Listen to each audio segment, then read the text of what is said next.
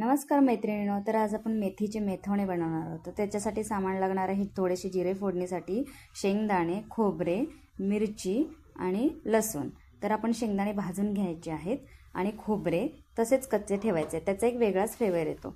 तर त्याच्या आधी आपण वाटण करून घेऊयात। ते वाटण झाल्यानंतर आपण मिरची आणि लसूण याचे वाटण करून घ्यायचे आहे। तर इकडे कढई गरम करून त्याच्यामध्ये तेल टाकायचं आणि तेल तापल्यानंतर त्याच्यामध्ये जिऱ्याची फोडणी द्यायची। जिऱ्याची फोडणी दिल्यानंतर आपलं जो लसूण आणि मिरचीचे वाटण होते ते मिक्स पूर्ण थोडंसं परतून घ्यायचं।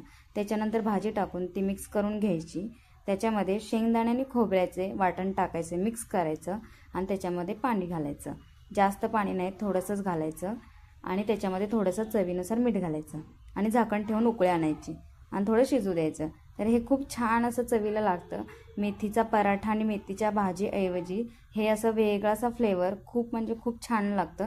तुम्ही गरम गरम भाकरीसोबत हे जोडून खाऊ शकता।